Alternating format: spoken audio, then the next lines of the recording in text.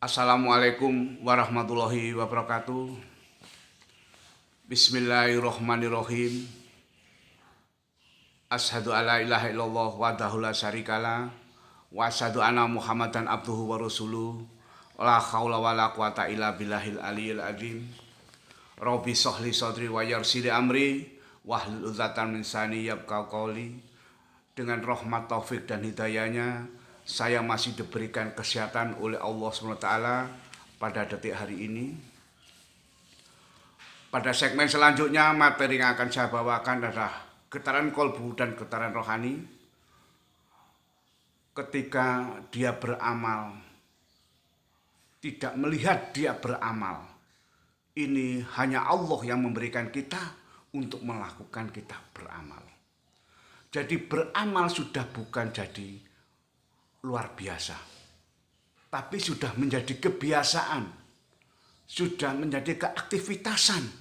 Itulah hanya Allah yang bisa memberikan, melakukan untuk kita.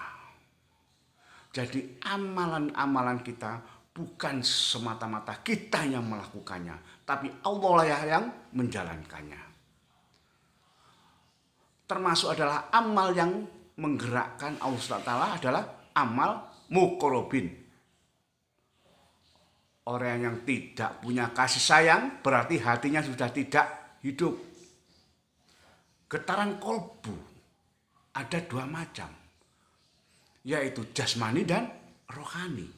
Getaran jasmani, getaran hawa nafsu yang muncul dari kekuatan jahat seperti riya, sombong, dan batil. Itu adalah getaran jasmani. Seakan-akan kita berbuat baik, tapi dia riya supaya mendapatkan keuntungan dari orang yang memberikan support, orang yang memberikan suatu, atau bahasa Jawanya pengalaman, atau bahasanya lagi bisa dikatakan orang itu adalah orang yang beramal, berbuat baik, katanya kelompoknya, tapi tidak ada nilai ibadahnya di hadapan Allah Subhanahu wa taala karena riya untuk dirinya sendiri. Sombong itu adalah getaran jiwanya yang terdorong oleh hawa nafsu dan batil. Kalau getaran rohani adalah seperti kita mendengarkan bacaan-bacaan ayat suci Al-Quran yang dibacakan oleh, seperti mendengarkan qiraat. Kita bisa mengerti bagaimana melantunkan kalimat-kalimat Al-Quran, tajwid-tajwidnya, arti-artinya. Itu adalah getaran jiwa, getaran atau getaran rohani, atau suara-suara zikir yang sangat khusyuk.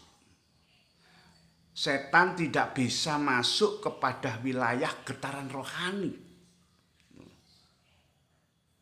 Jadi getaran-getaran rohani, setan sudah tidak berani untuk masuk ke dalamnya.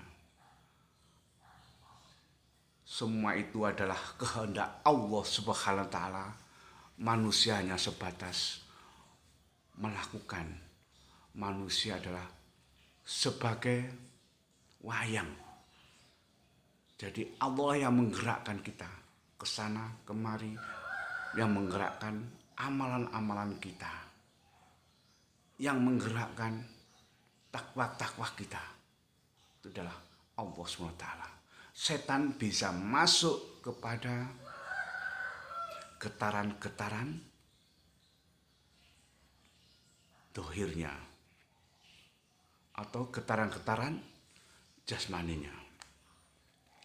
Atau kita jangan sok-sokan tidak mau harta, tapi disuruh sodakoh sedikit pun dia tidak mau. dan ada sifat kikir, sifat pelit di situ. Harta rusak sedikit sudah susah. Maka dari itu, introspeksi diri dan latihan kita untuk mengenali diri kita sendiri. Bila ada kita atau investasi kita menurun, kesehatan kita menurun, usaha kita menurun, itu ada apa? Itu kita harus introspeksi diri.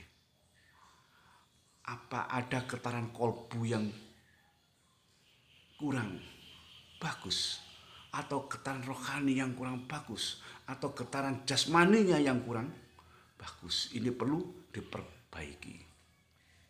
Seperti getaran jasmani adalah kita riak tadi bisa menjadikan syirik kubro. Banyak yang saya sebutkan dahulu syirik-syirik kubro. Apakah ada syirik sugro, getaran dalam kolbu? Karena nanti bisa menjadikan kita turun ke makom yang terendah bila kita tidak berintrospeksi diri. Solusinya hidup itu harus mensyukuri dan menikmati pemberian Allah kepada kita. Sebagaimana rezeki, nikmat, dan kesehatan yang diberikan Allah, kita harus mengucapkan Alhamdulillahirabbil alamin. Karena semua data yang lengkap pada diri kita hanya Allah yang memberikan. Nikmat jasmani, nikmat rohani, dan nikmat iman. Sebagai contoh, data yang kita terima ketika menghadapi, contoh saja ini, contoh cowok ketemu cewek. Bila ketertarikan itu adalah sebatas senyum dan saling sapa. Itu adalah getaran jasmani. Tapi getaran rohaninya bisa merasuk senang, gembira, dan rasa cinta. Itulah. Setinggi-tingginya kita mengerti, selengkap-lengkapnya kita mengumpulkan data, itu masih ada data yang kita tidak tahu. Hanya Allah yang mengetahui semua kolbun dan jiwa kita. Gagal itu bukan gagal. Gagal itu sebenarnya adalah informasi baru yang diberikan Allah kepada kita yang menjadikan introspeksi dan mawas diri, yang kita tidak bisa mengetahui bahwa gagal itu sebenarnya adalah supaya kita introspeksi diri dan mawas diri. Cukup sekian pembahasan saya